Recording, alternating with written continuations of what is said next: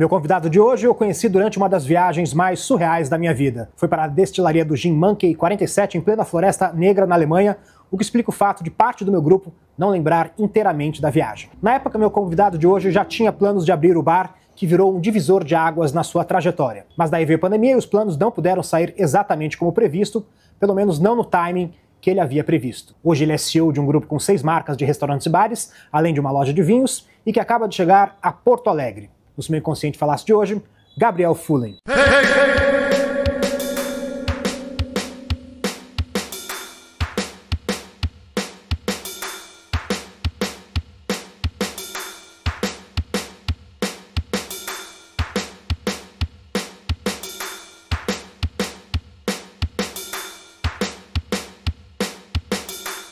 Este videocast é um oferecimento do Resposta, a maior plataforma de pesquisa e experiência do cliente e CRM do Brasil. É utilizada pelas melhores marcas e gestores que acreditam em dados e na fidelização por meio de experiências. Com tablets, QR Codes e outras ferramentas, a empresa orienta gestores de restaurantes a focar exatamente onde é necessário. Quer saber se sua equipe é atenciosa e rápida? Se o menu está agradando? Essa é a ferramenta que você precisa experimentar. Aproveite o cupom Experiência30 que você acessa por meio desse QR Code que aparece na tela e tenha 30 dias grátis. Qual que é a memória mais antiga que você tem da infância? Talvez seja eu na praia com meus pais. Cara, e assim, era numa casa antiga dos meus avós que eles venderam, eu devia ter 2 anos e meio, 3, então eu chuto que seja essa, mas bons momentos, né?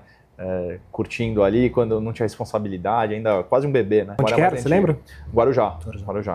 Depois dessa casa acabaram construindo outras, mas a gente ia muito pra praia, era muito gostoso. Guarujá não era tão cheio como é hoje em dia, e aí a gente aproveitava muito, então passava assim, férias escolares também, então desde até a época da faculdade também ia muito. Então foi boas memórias de lá, e coincidentemente essa primeira lembrança de lá. E como é que você descreve essa família onde você nasceu? Eu falo para todo mundo, eu tive muita sorte de nascer tendo os meus pais, me equilibrando muito, né, e me ensinando muito. Eu sempre gosto também de valorizar muito meus avós. Eu tive a oportunidade de crescer junto com eles e eles também educando da forma de avó. Hoje eu vejo, né, com as crianças, né, como é que os avós educam e como é que os pais educam. E a forma diferente, a gente com essa... Como os avós deseducam às vezes. Até deseducam, mas mostrando que tudo bem de vez em quando. Sim, você dá aquela flexibilizada. Acaba educando o pai também, né? Exato, acho que essa evolução é super bacana. Então a gente, cara, se você me perguntar, então, como é que eu classifico? Cara, fui muito abençoado por conseguir ter esse amor, carinho, atenção, educação e muito de moldar os meus valores que eu levo para minha vida, tanto pessoal quanto profissional, que fez com que a gente... Eu hoje me considero um cara de sucesso, mas não profissional, né? Acho que eu sou realizado por tudo que eu consegui trazer até aqui, né? Com minha família, com meus negócios e com meus relacionamentos como um todo. Então acho que é muito do que eu aprendi vivendo com a minha família. Seu pai veio para o negócio também, né? Também. Em 2021, meu pai estava numa transição de carreira. E aí, meu pai é uma máquina na área comercial, eu tive muito aprendizado junto com ele. Meu pai tem uma história muito bacana que eu gosto sempre de falar. Quando eu nasci, meu pai tinha 3 empregos. Meu pai é formado em educação física. De manhã ele dava aula de educação física numa escola, à noite ele dava treino de basquete. Durante o dia ele começou como contato comercial na Folha de São Paulo. Vendendo, naquela época era muito forte, né? Os veículos ainda anunciavam muito que tinham que vender, né? Não tinha a internet. Tinha quem comprasse. Exato. Então, meu pai sempre foi um exemplo para mim muito realmente de trabalho, ainda chegar em casa sorrindo para me botar para dormir e me acompanhar. Então, trazê-lo para o grupo depois, né, da gente ter construído o que a gente construiu e passar os dias com ele é maravilhoso. Essa parte do esporte veio dele também, você é super esportista, né? Super. Eu joguei basquete minha vida inteira, até uns 4 anos atrás, e basquete fez parte da minha vida. Eu acho que o esporte é muito importante para a disciplina, né, de cada um, Porque no esporte não tem mimimi. Ou se você treina para ficar bom, ou senão você não vai ficar bom. Então não tem shortcut, né? Você tem que treinar, treinar, treinar. Para mim era treinar, arremessar dentro da cesta até que eu tivesse uma probabilidade maior de acertar. Então o esporte mostra muito que essa disciplina, consistência, perseverança, resiliência, ela te paga o justo. O que você entrega, muito provavelmente vai ter de volta, mas nem sempre.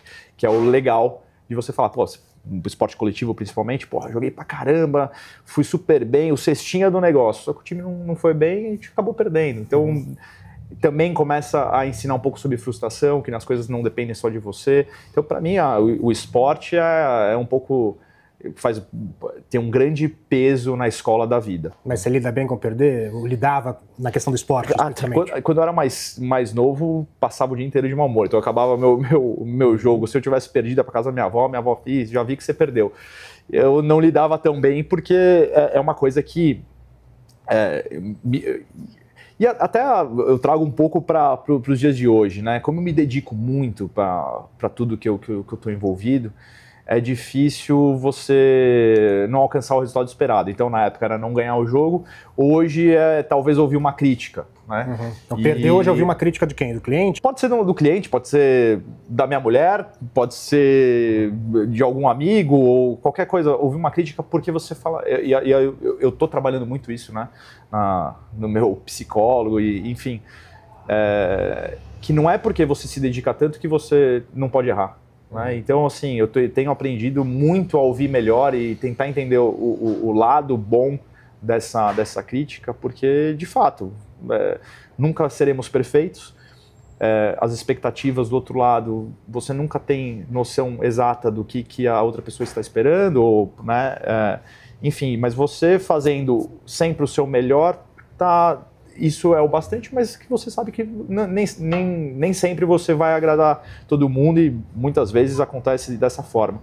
Mas essa evolução, então, como pessoa, né, de entender que se você fizer o bem, que é muito que a gente prega aqui, você fizer o bem esforçado, puta, cara, você tá muito bem direcionado para alcançar resultados bons e tem que ser bom para você. Nesse meio que você trabalha, o que é errar? Então você, como um CEO, o que é errar para você? Cara, putz, a gente, no nosso mercado, é muito difícil não ter erros, né? Ainda mais hoje no nosso grupo, que a gente atende, esse ano a gente vai atender mais de 600 mil pessoas no ano, e tendo quase 500 pessoas dentro do nosso grupo, pode ser errar o prato, talvez errou o atendimento, o ponto do sal, do tempero. Isso é errar, mas hoje eu entendo que é normal. Tudo bem errar. Porque são erros cometidos pela equipe, né? Exato. Quer dizer, mas você considera como erro seu? Sim, né? Eu acho que assim, é um erro nosso. Aqui a gente não divide muito entre eu, ele, né? Eles, a gente faz muito nós. Então, até gosto de falar que não é porque eu sou o sócio que eles trabalham para mim, não. A gente trabalha junto, cada um está fazendo uma função para chegar no nosso objetivo final, que é satisfazer nossos clientes e superar as expectativas deles, né? Então, a gente sempre olha se como a gente está performando. Mas hoje eu estou muito mais tranquilo de, putz, tá bom, erramos um prato.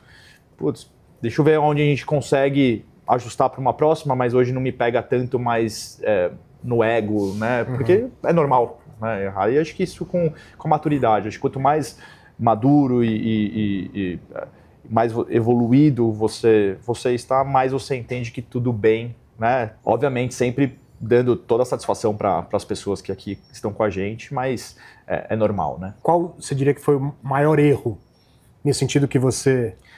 Cara, o maior erro, enfim, como uma parte desse todo. Não, o maior erro, que foi uma lição que eu aprendi bastante, foi no ano passado, em 2024, primeiro semestre de 2024, a gente fez um teste de dar uma autonomia um pouco maior para cada área e também para os líderes de cada casa, onde a gente deu essa autonomia um pouco maior de contratar mais gente, de falar, cara, vamos botar mais gente na casa, tudo. E o resultado foi horrível pra gente, né? Desestimulou quem já estava, porque a caixinha diminui. As vendas não aumentaram. Então, e aí, assim, a performance como um todo das casas não foi adequada. Isso foi uma lição muito grande de que eu acho que, à medida do momento que a gente vai crescendo, as questões devem ser descentralizadas, para você conseguir olhar para outras frentes, mas acho que tem uma essência que você tem que ver o resultado linha a linha ali, toda semana, que é o que a gente faz, principalmente com CMV, com performance de vendas, enfim. Tem que olhar muito no detalhe, não dá para deixar isso fora do nosso controle e acho que é muito daquela barriga no balcão, de você entender o que está acontecendo muito próximo, principalmente no nosso mercado. E voltando para o seu pai, você vê características dele em você? Ah, muitas. Assim, o meu pai é muito disciplinado, um termo antigo, né, Caxias, com algumas coisas. Eu acho que ele me ensinou muito, e aí voltando um pouco pro basquete, eu, moleque, né, ali treinando, acabava o treino, joga a bola pra cima, e começa a fazer, né, uma zona. E ele falou, enquanto você tá jogando as bolas pra cima, tem um outro cara ali que tá tentando, tá arremessando e tá se aprimorando. Então é uma coisa que eu sempre trago pra tudo na minha vida. Se eu tô fazendo alguma coisa, que eu dedique aquele momento para aquilo, para eu me aprimorar com aquilo. Então, ou seja, aqui tá trabalhando, dedicado no trabalho e vou fazer as coisas evoluírem. Estou com a minha família, tentar dar ao máximo para ficar com a minha família. Então, assim, eu me espelho muito no meu pai. Meu pai sempre foi um grande exemplo para mim como homem, como profissional, enfim. Então, levo muito disso na minha vida. E da sua mãe? Você vê algo? Minha mãe, a forma que ela nos educou, que ela cuidou da gente, muito, muito carinhosa, muito afeto, beijo, abraço, e aí, por um outro lado, estragando a gente, né, daquela questão de, filho, por que você acordou tão cedo? Mãe, preciso estudar. Filho, vai dormir, tá tudo bem. Fazia o contraponto que era importante também. O contraponto, senão eu ia ficar muito, muito bitolado. Então, assim, e ela super, então, afetuosa.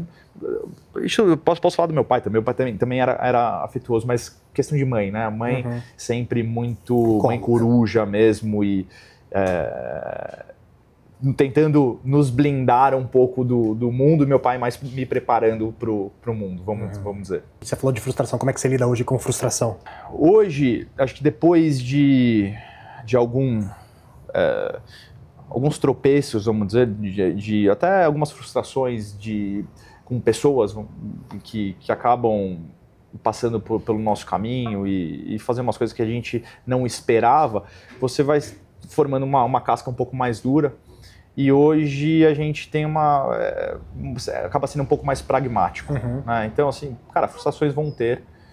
Você tem que tentar se blindar ao máximo, né? De fechar todas as arestas que você identifica para não ser tão atingido, mas que acho que aquela coisa que é um pouco já clichê falar, que empreendedor, né, empresário, está aqui para resolver problema e problemas vão aparecer e a gente tem que estar pronto para isso.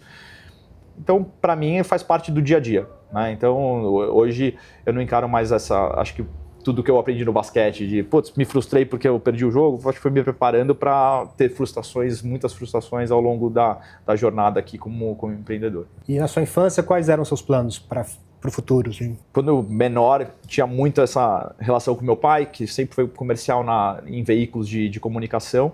Então, vivi e cresci com essa parte de propaganda e marketing. Foi aí que também optei por fazer administração na ESPM. Mas acabando indo para a administração para ficar um pouco mais amplo e o leque de opções mais para frente. Né? E aí, posteriormente, acabei entrando na BR Malls, na empresa de shoppings, que hoje foi adquirida pela Allos, enfim, a maior empresa de shoppings hoje do Brasil.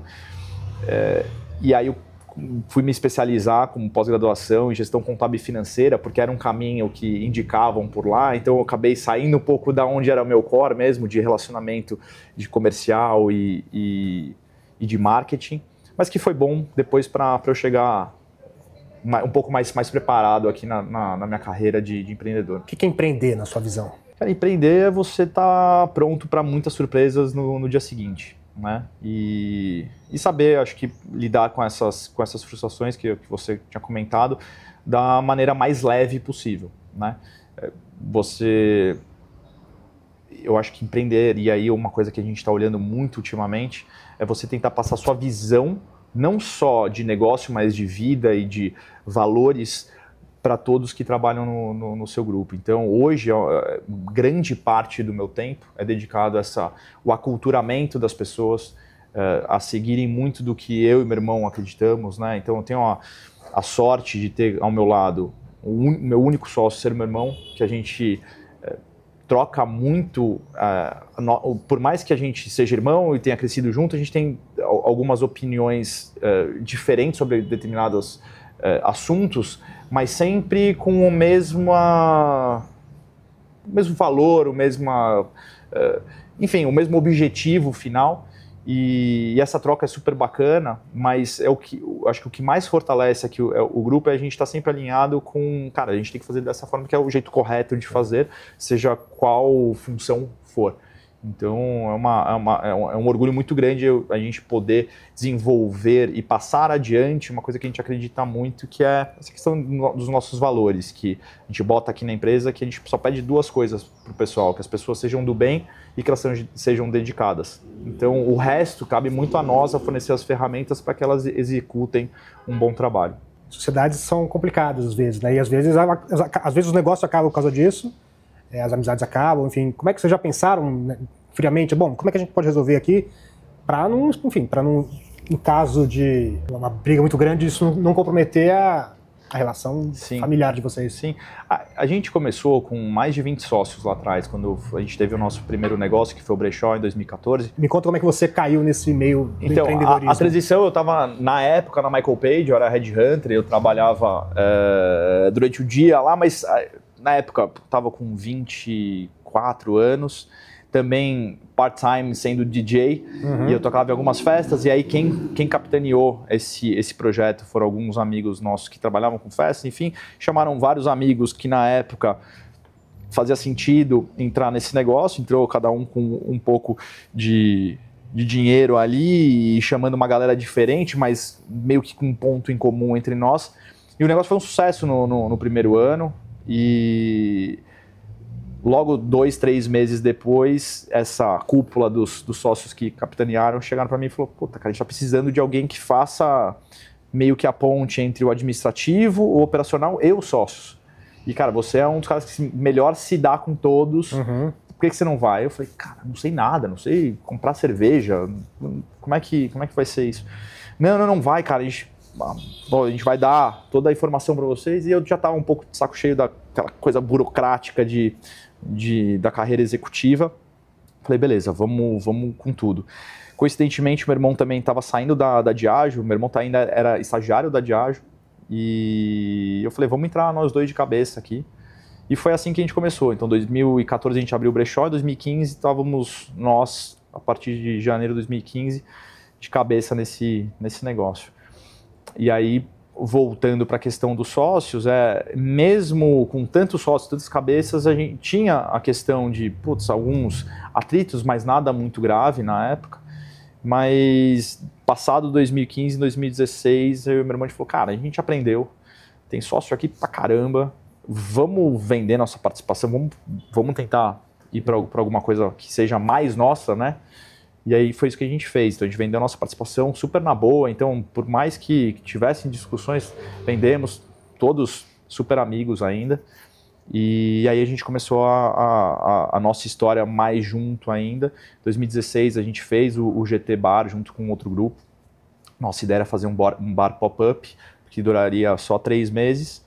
O outro grupo quis continuar, então a gente vendeu a nossa participação. Foi aí que veio o Oguro, que a gente tinha desde 2016 um outro sócio, que era o Sandro, que continua sendo super amigo nosso, que acabou saindo em 2021, até ficar só eu e meu irmão mesmo nessa jornada aqui hoje com 13 operações. Mas você já pensado nesse caso? Bom, se a gente brigar, o que faz? Não, isso a gente já tem nosso... Tem um plano de... Isso a gente já fez desde... Como a gente tinha o outro sócio também, a gente já tinha o acordo de sócios, enfim, já tudo muito bem detalhado, mas eu acho que ao longo do caminho, a gente também foi aprendendo a conversar, porque lá atrás, em 2016, quando eu ou ele me chamava para a gente falar sobre o negócio, tinha aquela coisa: mas, meu irmão, merda, o que você tá falando? Eu falei, calma, quando a gente tá falando de trabalho, a gente tá falando de trabalho. E você é mais velho, né? 5 anos mais velho também, né? 5 anos mais velho. Então, e principalmente quando eu chamava alguma coisa, ele achava que era aquela coisa de puxão de orelha de irmão. Mas, não, eu falei, Ni, uma coisa a gente é irmão, outra coisa a gente é sócio. Como sócio, sou chato. Sou chato, você tem as suas coisas também. A gente tem que saber, quando a gente tá falando de trabalho, cara, estamos falando de trabalho. A hora que acabar isso daqui, tá tudo certo, vamos continuar. E assim foi, cara. Então, assim, 10 anos juntos e construindo o que a gente construiu, é muito bacana ver que hoje a gente tem as nossas caixinhas, né? Cada um olha mais especificamente para algumas áreas, mas que a gente tem essa liberdade da tomada de decisão, independente da função de cada um.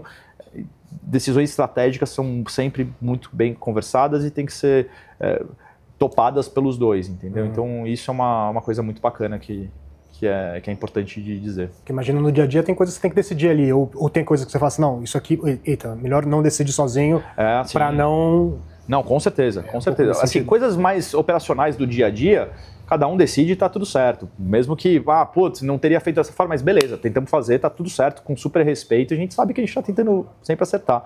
Mas tomada de decisão mais estratégica que envolva uma coisa muito maior, sempre juntos e conversando muito sempre sobre isso, né? E quando que você diria que você deu certo como empreendedor? Cara, não sei se chegou, né, a hora. Assim, por mais que a gente sempre se orgulhe muito... 13 casas, não chegou? Mas assim, de falar, puta, agora deu certo. Porque você sempre tem aquela sensação de... Eu acho que, até com muitos empreendedores que eu converso, a gente sempre está exposto a alguma coisa acontecer, né? Eu acho que quem canta a vitória com o jogo andando, eu acho muito perigoso isso. Então a gente sempre busca evoluir, sempre busca melhorar. Eu acho tenho um super orgulho de tudo que a gente já construiu até agora, mas é difícil falar qual foi o momento da virada mesmo de chave, porque foi, entre aspas, foi tudo muito rápido. Se fosse para colocar ali um marco zero, foi a virada da pandemia, talvez, né? Que onde sofremos muito, o mundo inteiro sofreu junto, só que de alguma forma a gente conseguiu se destacar. Então, seja com a velocidade que a gente teve em lançar ações, em pensar fora da caixinha, onde todo mundo estava pensando em como se blindar, e a gente não parou de divulgar, não parou de fazer ação, tentou se mostrar para os clientes e para o mercado, que aí, dali em diante, que veio a nossa oportunidade de expansão e de crescimento. E você diria que a experiência como headhunter te ajuda de alguma forma nessa posição de CEO de um grupo de bares e restaurantes? Cara, eu brinco que eu tinha, em um ano, eu fiquei quase 2 anos na Michael Page como headhunter, só que teve um ano que foi o meu ano inicial, que minha meta era conhecer o maior número de executivos possível para eu entender sobre o negócio. Não era apenas entrevistar para alguma vaga específica, mas era para ter no pipeline, putz, se surgisse alguma vaga, vou colocar esse cara. E eu encarava cada uma daquelas entrevistas como uma aula particular com um cara muito experiente, que estava passando a visão dele de profissional sobre a área dele. Então, conversei com um cara de química, indústria automotiva, era B2B, B2C, e cada um trazia muita riqueza da forma dele, que ele encarava que era a forma certa de gestão de processos, gestão de pessoas. Então, ali, aquela troca, muito mais dele dando para mim, eu fui absorvendo e tentando trazer para o meu negócio nos dias de hoje. Mas, com certeza, acho que foi a fase mais rica que eu tive para gestão, de pessoas principalmente.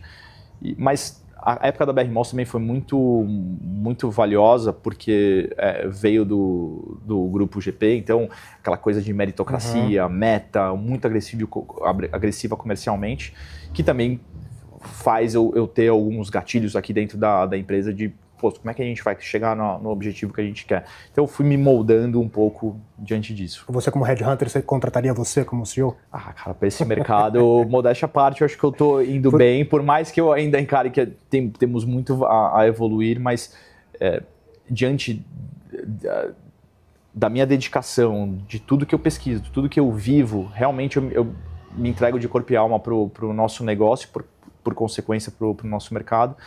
Mas acho que sempre volta agora para uma parte que eu estou tentando me aprimorar cada vez mais e entender um pouquinho melhor, que são pessoas, né? Então, acho que se fosse para colocar o diferencial, se alguém tivesse aqui me sondando para contratar, putz, como é que você faria, então, uma gestão de pessoas em algum lugar? Acho que é muito de ter a questão da individualidade das pessoas, você não encarar as pessoas como números. Então, a gente tem um projeto aqui que a gente começou a fazer um pouquinho mais de um ano, chama Café com Gabi. Então, a gente pega 10 pessoas que trabalham na nossa equipe, independente do cargo, mas são pessoas que não faltam, não atrasam, que são comprometidas de fato, são as mais comprometidas com o nosso negócio, para tomar um café com a gente. Então, ali eu volto um pouco para a nossa origem, onde quando a gente só tinha uma casa, a gente estava ali no dia a dia, trocando muita ideia.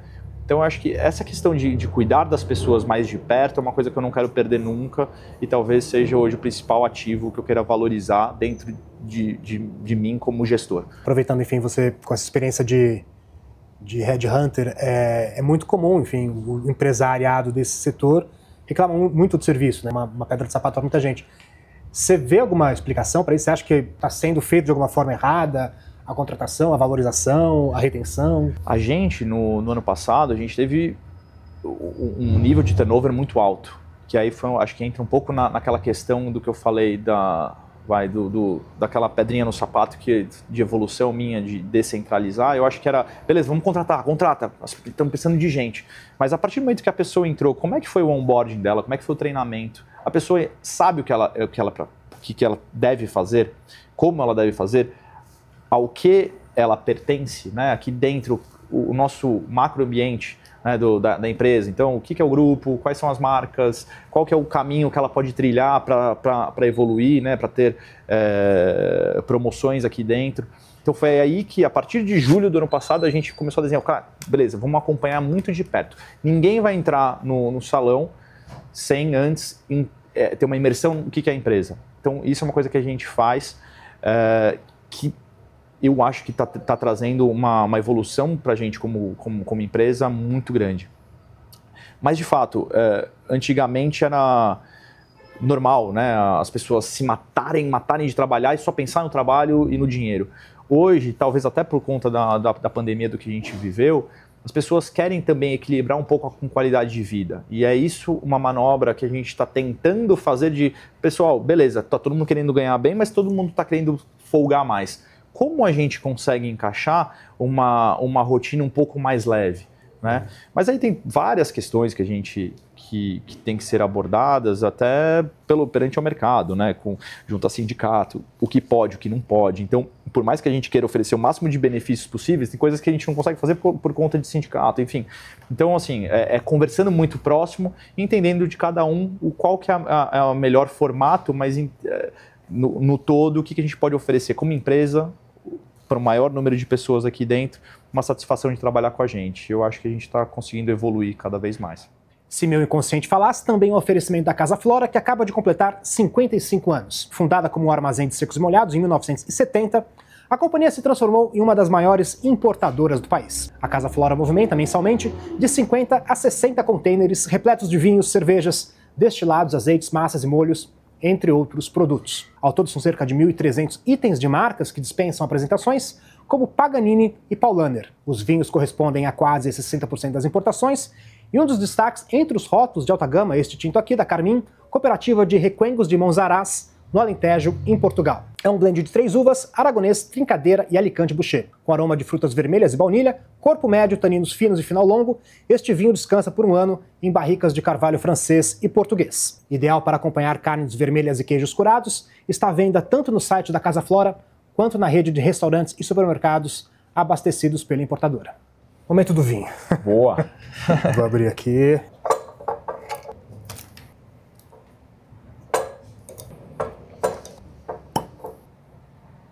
Você provar? Opa, vamos lá.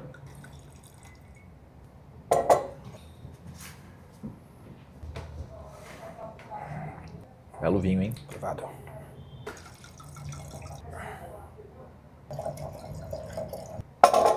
Bom, saúde. Saúde.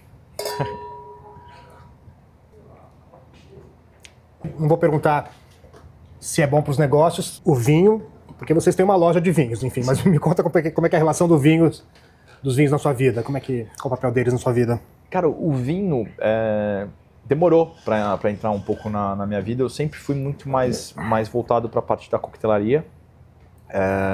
Por mais que nossos avós sempre tomavam nas refeições, quando a gente era menor eu via muito isso, achava muito legal, acho bonito toda essa cerimônia do vinho, da abertura da garrafa, enfim, acho muito elegante. E foi através da família da minha mulher que todo domingo eles também abriam uma garrafa de vinho, abrem uma garrafa de vinho.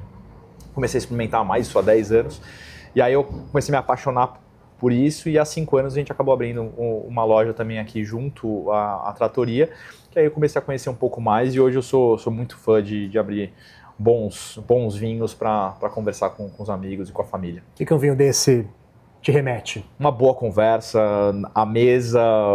Deixa eu dar mais um gole aqui para dar uma...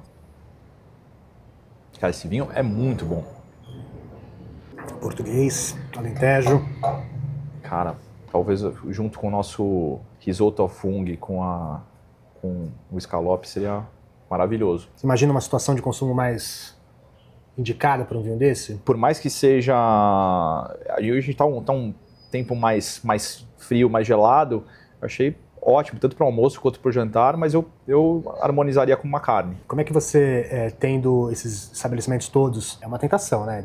Comida, bebida, para isso também não atrapalhar essa sua outra rotina atlética. É um pouco absurdo, não sei se quem segue ele, mas não, todo é um pouco dia, irritante até assim. Todo dia como treinando. Como é que você consegue ter essa disciplina para, enfim, e contrabalancear essa outra parte também? Cara, é assim, hoje como meu objetivo principal hoje é estar bem para os negócios, para minha família. Então, acho que quando a gente começou lá, era muito de degustação, de viver muito mais à noite e com coquetel, com vinho. E hoje eu já consigo encarar um pouco mais ocasiões especiais, mas experimentando diversas rótulos ou coquetéis, mas não tudo de uma... hoje eu vou experimentar 5, 6 coquetéis ou tomar uma garrafa inteira de vinho. Não, é muito mais na degustação, na harmonização, para justamente não atrapalhar o dia seguinte, que vai acordar cedo com as crianças, para ir treinar, para estar bem aqui. Exato. Criança então, já é uma trava ali. Se policiar, e aí dá um pouco até mais de valor, né? Como é um momento de fato especial, você tenta saborear um pouco mais. Acho que cria uma maturidade um pouco maior também de degustação dos produtos. Então, adoro tomar vinho, coquetel, mas hoje com um controle, uma responsabilidade muito maior. Mas é fácil para você se policiar ou uma coisa assim? Tá bom. O mais difícil para mim é doce, do que as bebidas. Para mim eu sou uma formiguinha, cara. Então, doce tanto que na quaresma eu faço meu quaresma não é minha quaresma de doce. Então, que é mais difícil para mim. Mas é isso, acho que é questão de colocar na balança como você vai se sentir melhor pro dia a dia. Como é que é trabalhar com você? Eu acho que eu sou muito transparente, né? Eu acho que acho que não tem muito mistério. Quando todo mundo até fala, quando eu gosto, quando eu não gosto, eu não gosto. E acho que, então não tem puta, não te entendi. Não, eu deixo muito claro. Eu acho que eu sou bem direto, inclusive com nossos parceiros, né? A gente tem parceiros muito sólidos da indústria, onde a gente já deixou de fazer negócio porque eu achava que não seria nem legal ou só para eles ou só para a gente. Então, lá atrás, eu acho que quando a gente entrou nesse negócio, era muito quanto a indústria vai dar para a gente e dane-se a entrega. No nosso lado, o que eu quis trazer desde sempre vamos receber e vamos dar mais para eles, porque eu quero ficar nesse negócio por muito tempo. Então, se isso não for valioso e vantajoso para eles, eu não vou ter a minha renovação. Então, é muito do que eu prezo aqui como relacionamento. Isso em todos os aspectos. Então, pode ser quem eu acho que não está na mesma batida de bumbo que eu, pode ser talvez chato. Mas quem está junto com cara, normal, tranquilo, vamos fazer. Beleza errar, mas não vamos errar a mesma coisa de novo e transparência total sempre.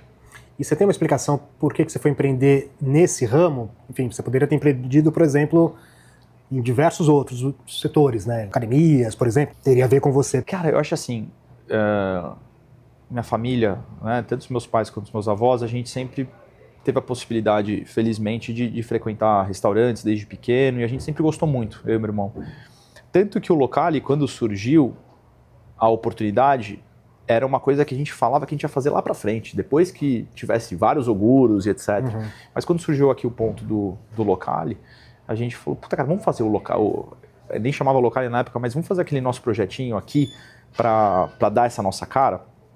Então o AMPM, que é o nosso slogan, é muito do que representa o lifestyle do restaurante, do café-bar, que a gente gosta de ter nossas reuniões, passar o nosso dia, seja trabalhando, seja com a nossa família, em volta da mesa, decidindo os próximos passos de tudo. Então, quando a gente trouxe isso para cá, se tornou mais prazeroso ainda. Então, até o logo com o cafezinho e depois com o Negroni, eu acho que traz muito essa questão do equilíbrio. A gente, hoje o Locale, ele representa muito a galera que consegue ser fitness e então treinar aqui e vir tomar um brunch saudável, ou o cara que já quer sair da balada e acordar no dia seguinte e comer um brunch de comfort food mesmo. Então, mas o equilíbrio é o que a gente mais preza. Então é muito do estilo de vida meu também. estilo de vida, né? Então eu sou super dedicado e disciplinado com relação à academia, esporte, família, etc. Mas no meu momento eu quero tomar o meu vinho, quero tomar o meu coquetel e não me sentir culpado por isso. Então eu acho que é esse equilíbrio que é o que a gente tenta representar. E como é que você lida com a passagem do tempo? Com o filho é mais sensível ainda, né? Como passar rápido, tudo, mas eu acho que é uma coisa que eu percebi desde o falecimento do meu avô lá atrás, 2013, que eu fico super ainda com saudade dele, mas assim, eu olhando para trás, falei, cara, eu aproveitei tudo que eu podia aproveitar com meu avô. Eu mesmo com 20 anos, 18 anos, na faculdade, pegava sábado, pegava meu carro e ia visitá-lo, jogar truco, comer com a minha avó, com meu avô. Então, eu olho assim, eu estou fazendo tudo o que eu posso fazer para usufruir desse momento? Estou. Putz, se eu não tivesse, talvez eu estaria me sentindo mal. Hoje é mais uma nostalgia do que passou ou ontem ou lá atrás, do que uma culpa de não ter aproveitado ou passou muito rápido de uma forma negativa. Acho que passou muito rápido, que gostoso que foi, mas eu aproveitei. Então eu tento olhar tudo por esse lado. E qual você diria que foi a lição mais dura que a vida te ensinou? Eu acho que a responsabilidade veio desde cedo, né? Como eu disse, eu fui muito abençoado por ter a minha família, ter nascido na família que eu nasci, tendo meu pai, minha mãe, meus avós por perto. Mas ao mesmo tempo meus pais também se separaram quando eu tinha 8 anos, meu irmão tinha 3. Na época, eu acho que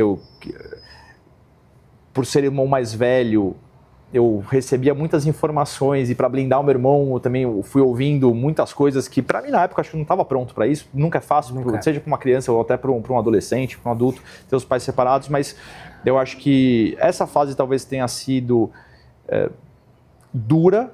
Hoje eu não encaro e talvez nas minhas sessões de psicólogo mais para frente eu encare de uma outra forma, mas eu não encaro como duro, mas eu acho que ali foi uma oportunidade de eu me desenvolver um pouco mais e amadurecer mais rápido para enfrentar tudo o que eu estou enfrentando hoje em dia, né? De responsabilidades, de ser disciplinado, de ser um cara mais centrado.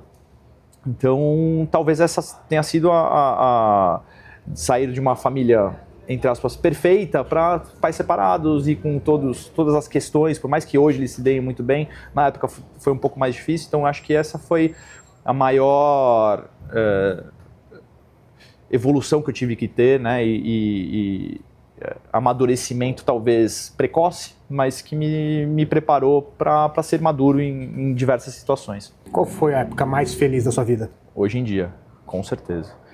Tendo minha família, minha mulher que eu amo muito, minha parceira de vida, que constrói comigo todos os dias, né? Então, assim, eu estar aqui trabalhando todos os dias dedicado é porque eu sei que tá tudo bem em casa. Então, ela tem as responsabilidades dela, mas a responsabilidade principal é de ficar com as crianças, estar por perto. Então, tendo os meus maiores presentes da vida, os meus bens mais valiosos, que são meus 2 filhos, sendo cuidados pela minha mulher, e eu saber que tá tudo bem, me deixa muito mais tranquilo para exercer minha função aqui como CEO do Grupo Locale. Qual é o seu maior medo profissional? Como eu já espero meio que tudo pode acontecer no dia seguinte, eu tô pronto pro que deve, né, cara?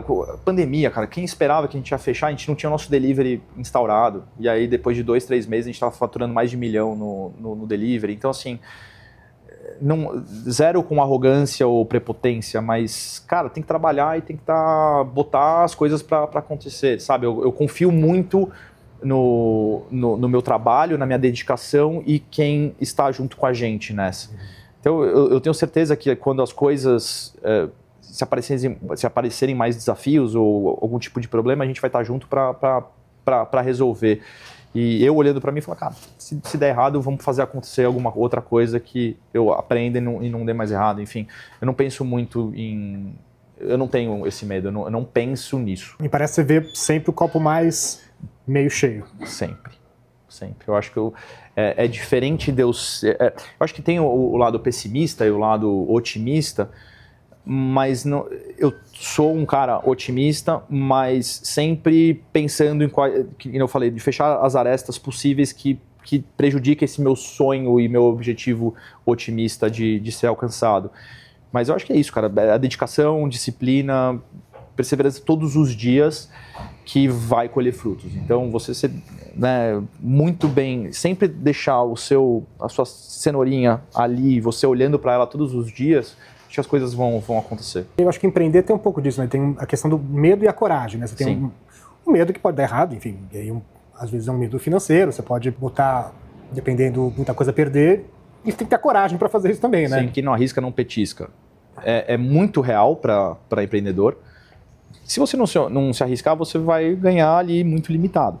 Mas se você arriscar demais também, sem ter um controle grande sobre a situação, você tem mais risco de falhar. Então a gente tenta sempre equilibrar ao máximo. Vamos arriscar sim, mas dentro de uma zona controlada. Como é que a gente vai crescer? Por exemplo, a primeira operação nossa, a maior operação nossa é uma operação fora de São Paulo, fora do estado de São Paulo, no Rio Grande do Sul, longe de tudo, onde uma cidade que é menor que Campinas, por exemplo, que é onde a gente tem também digo em número de habitantes, né, que a gente tem a nossa unidade do orgulho, então a gente abriu um local agora em Porto Alegre, mas arriscamos, fomos para lá e, cara, graças a Deus está sendo uma operação muito saudável, muito boa, que a gente abriu há 4 semanas, então assim, estamos super felizes com isso. E você acredita que as coisas são como são ou que dá para mudá-las? Dá para mudá-las. Inclusive estou lendo um livro agora que chama Coragem de Não Agradar, que fala justamente isso, que você tem o controle sobre o que vem no futuro, sobre o passado você já não tem. Então,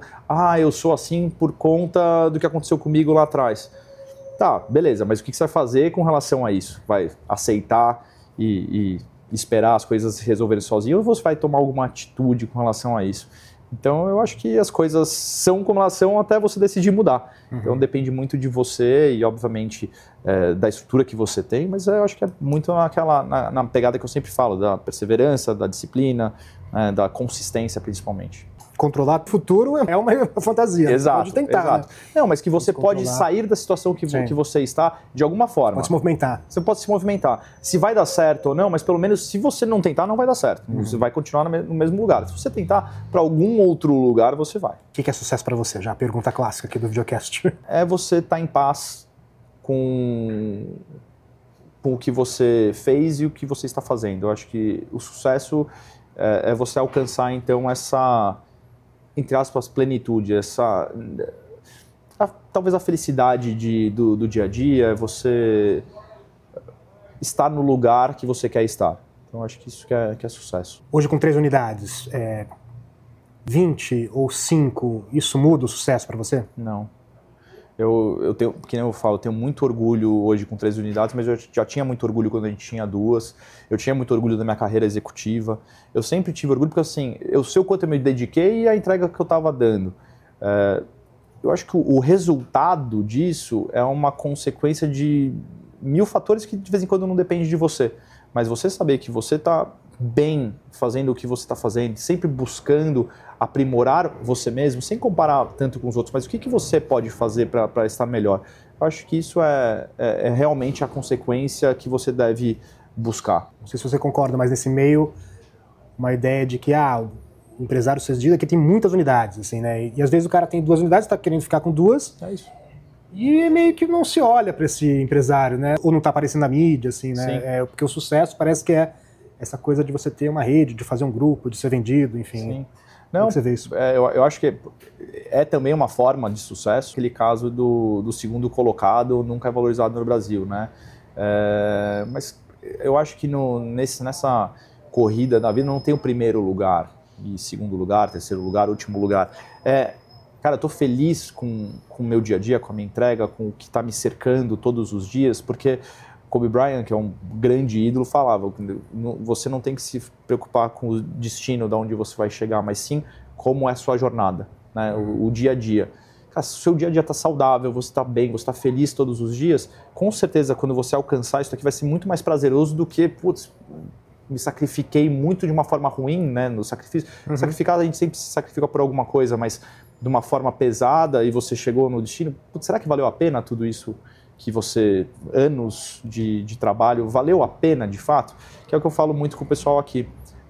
A gente passa muito mais tempo entre nós do que com a nossa família, aqui no grupo.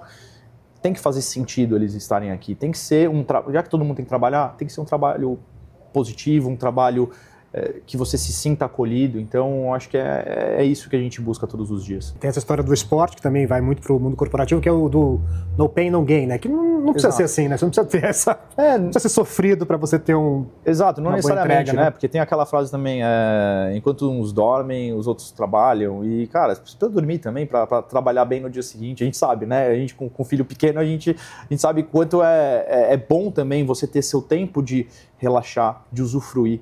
Porque tudo eu acho que faz parte desse equilíbrio da vida que a gente já falou um pouco mais sobre isso nessa conversa. Então, acho que o equilíbrio e você se sentir bem todos os dias, acho que é a grande questão para o sucesso. E riqueza para você? O que é riqueza?